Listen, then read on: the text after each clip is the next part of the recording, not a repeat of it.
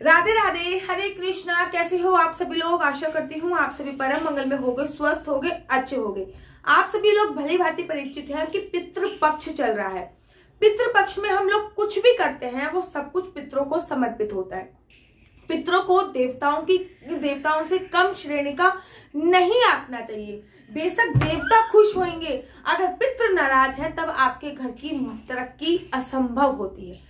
पूरे साल भर में 24 एकादशी आती हैं, लेकिन जिस वर्ष अधिक वर्ष होता है, जैसे कि इस साल अधिक वर्ष था तो इस साल 26 एकादशी आएंगी, लेकिन पूरे साल में मात्र एक एकादशी ऐसी होती है जो संपूर्णतः पितरों को समर्पित होती है। इस एकादशी का व्रत रखने से, इस एकादशी पे पितरों को तर्पण करने से, इस एकादशी पे पितरों के निमित्त श्राद्ध करने से, इस एकादशी पे पितरों के निमित्त तिल दान करने से आपके पितरों का तर्पण होता है। आपके घर में उत्पन्न पितृ दोष भी समाप्त होता है। आप लोगों को पता है कि इंदिरा एकादशी एकमात्र ऐसी एकादशी है जो संपूर्णतः पितरों को समर्पित होती है।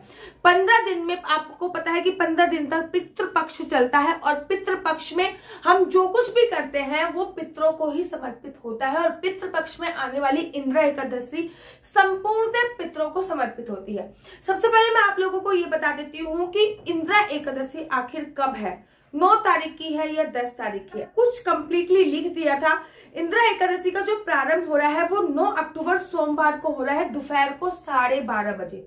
9 अक्टूबर दोपहर को 12:30 बजे प्रारंभ हो रहा है। उदय तिथि के अनुसार एकादशी का व्रत है जो मंगलवार को रखा जाएगा और मंगलवार को उदय तिथि के अनुसार इंदिरा एकादशी का व्रत रखा जाएगा और एकादशी तिथि का विश्राम मंगलवार को दोपहर को 3 बजे हो रहा है। बांके बिहारी जी के मंदिर में 10 तारीख को व्रत है, खाटू श्याम में 10 तारीख को व्रत है, राधा माधव में 10 तारीख को व्रत है, इस्कॉन टेम्पल में 10 तारीख को व्रत है। अर्थात 10 तारीख मंगलवार को इंदिरा एकादशी बड़े धूमधाम से मनाई जाएगी। अगर आपकी संतान नहीं हो रही है, अगर आपके घर में किसी का विवाह नहीं हो रहा है, हमेशा आर्थिक तंगी से जूझ रहे हो आप, बहुत ज्यादा सपने आ रहे हैं पितरों के, मरे हुए लोग सपनों में आते हैं, आपके दादाजी दादी जी या फिर कोई भी ऐसा पितृ जो आपसे रुष्ट है और बार बार आपको सपनों में आ रहा है, घर की ना चाहते हुए भी तरक्की नहीं हो रही है, तो मेरे कहने पे केवल कम से कम अगर वैसे एकादशी का व्रत रखते हैं तो सर्वोत्तम है, लेकिन मेरे कहने पे ये इंदिरा एकादशी का व्रत आपको अवश्य रखना है। क्या इंदिरा एकादशी से नए व्रत का प्रारंभ कर सकते हैं? नहीं, इंदिरा एकादशी से नए व्रत का प्रारंभ नहीं होता है, लेकिन इंदिरा एकादशी का व्रत केवल और केवल इंदिरा एकादशी का व्रत भी रखा जाता है जो कि संपूर्णतः अपने पितरों के नाम समर्पित होता है।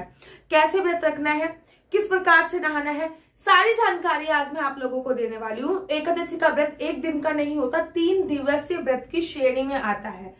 सबसे पहले 10वीं तिथि के जो नियम होते हैं, जैसे कि पृथ्वी शयन होता है, जैसे कि रात को सूर्यास्त होने के बाद लहसुन, प्याज, मांस, मदिरा का सेवन बिल्कुल नहीं करना, संपूर्णतः ब्रह्मचर्य का पालन करना होता है। दूसरे दिन एकादशी तिथि पे सुबह सुबह ब्रह्म मुहूर्त में उठना है। इस बार इंदिरा एकादशी है तो आपको काले तिल डालकर स्नान अवश्य और अवश्य करना है।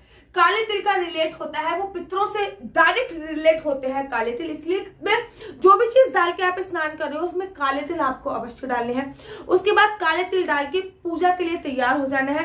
पीले कपड़े धारण कीजिए, पूजा के लिए तैयार हो जाइए। पूजा में जो आप संकल्प ले रहे हो, संकल्प आप ऐसे लेते हो ना, श्री विष्णु श्री विष्णु श्री विष्णु, जो आपका नाम है, जो आपका गोत्र है, और जो भी एकादशी का व्रत आप जैसे भी रख रहे हो, जिस स्थान से रख रहे हो, वो सब संकल्प में बोला जाता है। लेकिन जब इंदिरा एकादशी का आप लोग व्रत रखोगे तो आप इस व्रत में ये भी बोलोगे कि ये एकादशी मैं अपने पितरों को समर्पित कर रही हूँ, ताकि आपके पितरों को मोक्ष की प्राप्ति हो सके। अगर वो जाने अनजाने में इधर उधर भटक रहे हैं, किसी भी भटक रहे, तो वो मोक्ष की प्राप्ति उनको प्राप्त हो सके। पुनरपि जन्म पुनरपि मरणम, बार बार जन्म लेने की और बार बार मरने की जो प्रतिक्रिया है वो पूरी तरीके से विश्राम हो सके। इंदिरा एकादशी का व्रत अपने पितरों को समर्पित कर दीजिए। मैं भी करूंगी और हर साल मैं ये करती आती हूँ, मैं भी करूंगी। तो इस बार आपको, जब आप एकादशी का व्रत का संकल्प ले रहे हो, तो आपको पूरा संकल्प लेने के बाद आपको ये भी बोलना है कि मैं इस एकादशी का व्रत, एकादशी के व्रत का जो भी पुण्य है वो मैं अपने पितरों को समर्पित कर दूंगी। पितर में पर्टिकुलर किसी का नाम नहीं बोला जाता, केवल ये बोला जाता है कि मैं इस एकादशी के व्रत का जितना भी पुण्य है वो पितरों को समर्पित कर दूंगी। उसके बाद आपको सूर्य भगवान को इस एकादशी पे जल अवश्य देना है। सूर्य भगवान को जब आप जल देंगे इस एकादशी पे, तो आपको इस बात का भी ध्यान देना है कि उस जल में आपको काले तिल जरूर डालना है। और पितरों को जैसे तर्पण दिया जाता है, अगर आपको पितरों को तर्पण देना नहीं पता तो मुझे कमेंट्स कीजिए, मैं उसकी सही प्रोसीजर बताऊंगी कि पितरों को तर्पण कैसे दिया जाता है। एक बात आप लोगों को कर दूं क्लियर कि पितरों का जो भी समय होता है वो समय दोपहर के समय होता है। सुबह सुबह अर्ली मॉर्निंग में आपने श्राद्ध डाल दी और पितरों को तर्पण वगैरह दे दिया, पितर एक्सेप्ट नहीं करता है।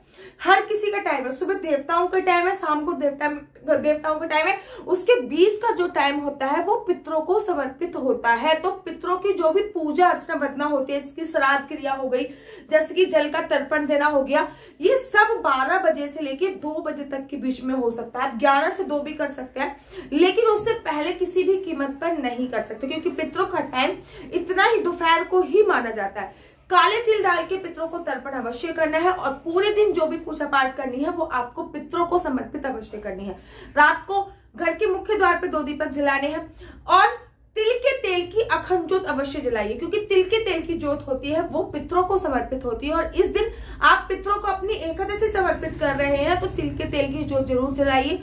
तुलसी की परिक्रमा 4 अवश्य कीजिए, तुलसी पर ज्योत अवश्य जलाइए और घर के कूड़े के पास भी एक ज्योत आपको अवश्य और अवश्य जलानी होती है। ज्योत ये नहीं ज्योत बत्ती, वो पितरों के नाम की ज्योत होती है, वो आपको अवश्य और अवश्य जलानी होती है। उसके तत्पश्चात एकादशी के व्रत का पूरे दिन पालन करना है। दिन में सोना नहीं है, दिन में किसी भी प्रकार की निंदा चुगली इत्यादि नहीं करनी है, झपकी भी नहीं लेनी है।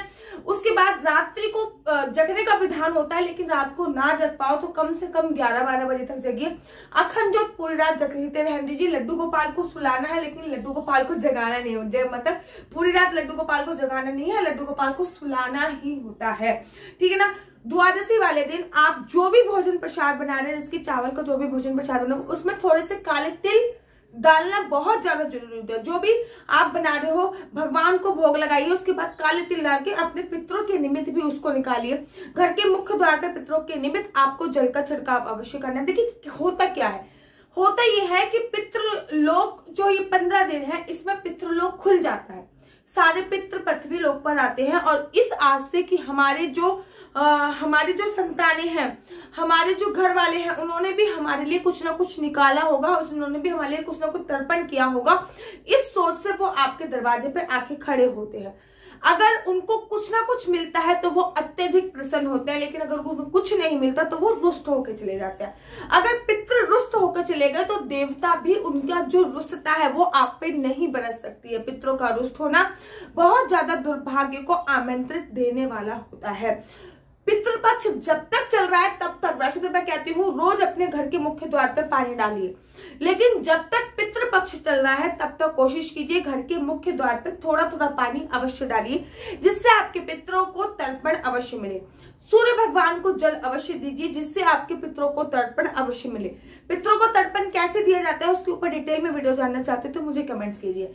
आज की वीडियो में बस इतना ही कि इंदिरा एकादशी जो है वो, इंदिरा एकादशी का जो व्रत है वो 10 तारीख को रखा जाएगा और 11 तारीख को व्रत का पारायण होगा। व्रत के पारायण का समय भी मैं आपको बता देती हूँ कि व्रत का पारायण जो है वो कितने बजे होगा। व्रत का पारायण 11 अक्टूबर को होगा, सुबह 6:30 बजे से लेकर 9:05 तक। 11 अक्टूबर को सुबह 6:30 बजे से लेकर 9:05 तक आप व्रत का पारायण कर सकते हैं। आशा करती हूँ आपको मेरी वीडियो अच्छी लगती होगी। अगर आपको मेरी वीडियो अच्छी लगती है तो आप अपना यूट्यूब चैनल हरि बोल को लाइक से सब्सक्राइब करना बिल्कुल भी मत भूलिए। तब तक के लिए मुझे दीजिए इजाजत। राधे राधे, हरे कृष्णा, हरि बोल।